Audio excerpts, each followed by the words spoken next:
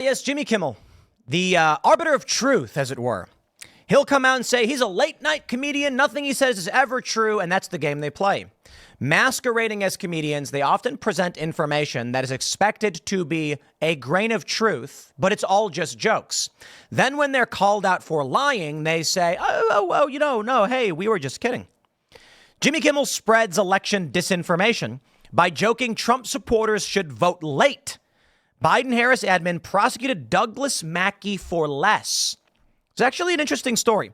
I have the clip for you that I will play, and you can hear the words straight from Jimmy Kimmel's mouth. Give him a call. Wrestle that mop bucket out of his hands. I don't know if you guys know about this, but we have an election coming up on... I feel pretty relaxed about it. I've really been enjoying the week. It's in times like these, it's important to remember that cannabis is legal in our state. But you have to vote. If you can vote early, vote early. If you can't vote early, vote on time. If you want to vote for Trump, vote late, vote very late. Do your voting on Thursday or maybe Friday. This will be my third time voting against Donald Trump. Fifth, if you count the 2 times he was nominated for an Emmy for a reality show host. And did you catch that? Jimmy Kimmel said if you want to vote for Trump, vote late, vote Thursday or Friday. Let me play that for you again. You can vote early, vote early. If you can't vote early, vote on time. If you want to vote for Trump, vote late, vote very late.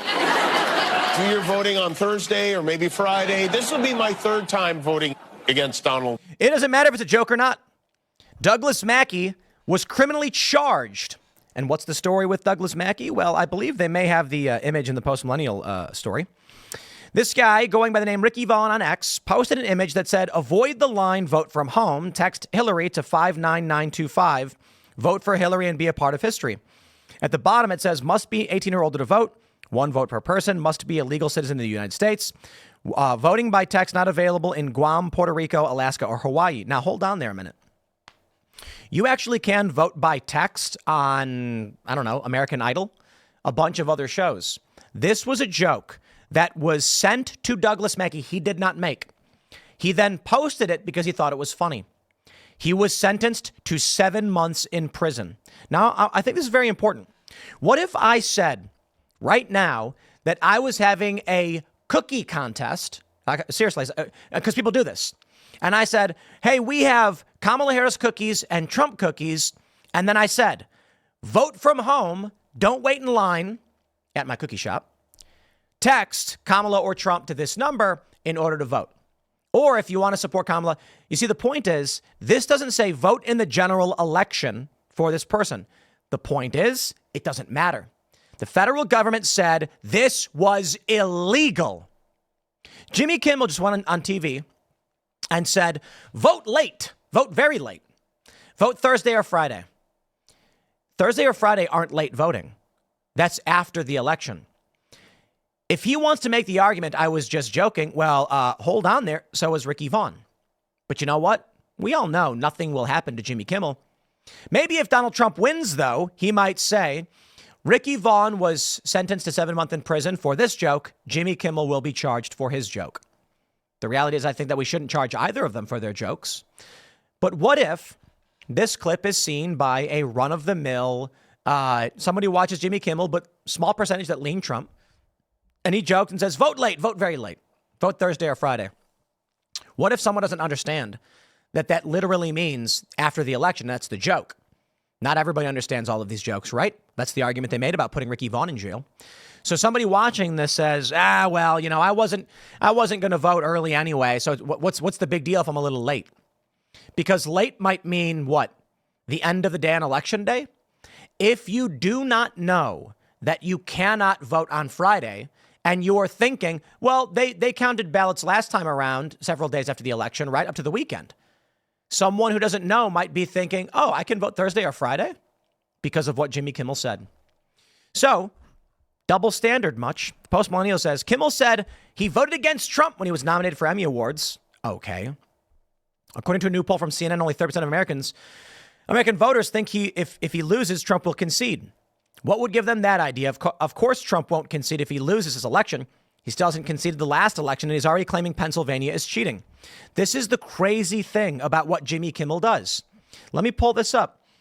Lancaster, PA fraud. This is not something Trump just made up. Here we go. Look at this. I mean, it's absolutely not. These people are evil. This is from Lancaster Online. Lancaster County DA says probe into hundreds of problem voter registration forms continues. And I believe it wasn't even just hundreds, 2,500.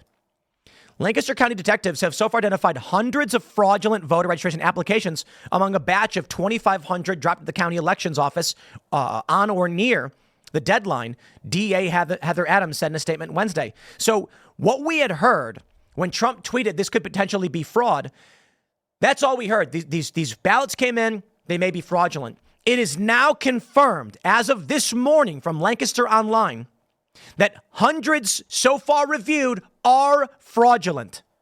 Yo, that's crazy. And Jimmy Kimmel is attacking Donald Trump and telling his voters to vote on Thursday or Friday. And if these people are not smart and don't understand, or they're just ignorant of the rules, they might actually think the joke isn't that you're voting after the deadline. It's that he's telling you to get there as late as possible. Ha ha ha. Imagine I said the joke. If you're going to vote for Trump, vote early, vote now, or get there on time if you have to. But if you want to vote for Kamala, show up at 7 p.m. Well, a lot of polling locations are open at 7 p.m. Polls don't close, I think, on the East Coast until around 8 or so. But what if I were to make a joke like that? The average person would be like, haha, I get it. You're saying if I get there late, I might not make it in time. Some people may interpret what Jimmy Kimmel is saying in that way. So I say we uphold a single standard if that's the game you want to play, Jimmy boy. I wonder if Jimmy ever actually commented on Douglas Mackey. Christina Wong also posted a joke in the lead up to the 2016 election, telling Trump supporters to skip the polls and text their vote. Wong was not prosecuted by the DOJ. Well, the argument was she did not include a number. I don't know that matters. Not a single person actually tried to vote for Hillary through text. And I will stress the simple argument. What if I said, vote for Ian or Alex Stein's coffee? Text 12345 and Ian to vote for Ian and skip the lines. It doesn't mean anything? Well, Ian's not running for office. My point here is you could be voting for Hillary for who knows what. It does not say in this meme for the president. Doesn't matter. They went after him anyway. The Intercept pointed this out in April. A MAGA troll's memes were blatant disinformation, but were they a crime? A federal appeals court will decide whether Douglas Mackey should go to prison for his posts about Hillary Clinton in the 2016 election. But what about anybody else? There is no vote by text mechanism, it goes on to say. Last year, after what the Department of Justice called a groundbreaking prosecution, for which another notorious MAGA troll was a key government witness, Mackey was convicted of violating a broad Reconstruction-era federal statute and sentenced to 7 months in prison. Mackey's case sharply divided legal experts, including First Amendment and election law scholars.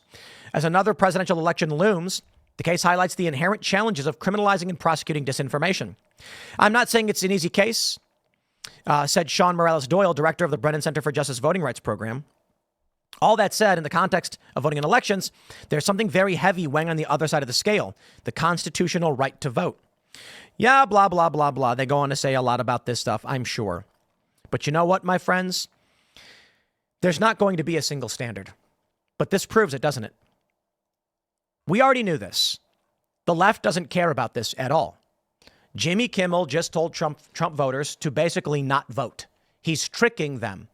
Well, it was a joke, right? I don't know, but Douglas Mackey was a joke. If the standard we're going by is that any joke that is misinformation, then Jimmy Kimmel committed a crime. And what if this has a real impact on the election? This one's going to be hot, my friends. I can't predict what's going to happen. So the only thing I can tell you is y'all need to go vote. That's it. That's all that matters, is that you guys go vote. You vote, you bring your friends, you bring your family, you go vote. Because in 5 days, we will find out, will we have any kind of restoration of this system? Now, it's likely, in my opinion, that even if Trump wins, we don't get one. I do not believe that people like Jimmy Kimmel will accept a Trump victory because they didn't accept a 2016 victory. They tried challenging the election on January 6th. They tried challenging every Republican that's won going back to forever, basically, calling each and every one of them Hitler. And unfortunately for this country, many Republicans, people on the right, people who are not Democrats, tolerated the Democrats' absurdity, but it's reached an apex. If this persists, this country gets ripped apart. I don't see a reasonable conclusion at all. I hope there is. I do. I genuinely hope there will be a reasonable conclusion. but I'm not convinced that either side will accept the results of the election. And with things like this, the double standards, the lies, the manipulations, I hate to say it, but it looks like the overt likelihood is going to be abject chaos. Forgive me, my friends, for being, I don't know. I don't want to call it pessimistic, and I don't think it's unfair to criticize realism. I think we have a very serious challenge ahead of us, but there is a potential outcome, as I've stressed in every video thus far. It's the most important week. If Trump wins the national popular vote, then none of this stuff matters. They can say whatever they want, but they will not have a popular mandate. They will say, oh, it's not fair, it's not fair. But if Trump wins the popular vote, we'll just say, you guys are the minority. You're the screaming, squeaky wheel. You didn't win this one. I hope. Forecasters think Kamala Harris is going to win the popular vote and Trump will win the Electoral College.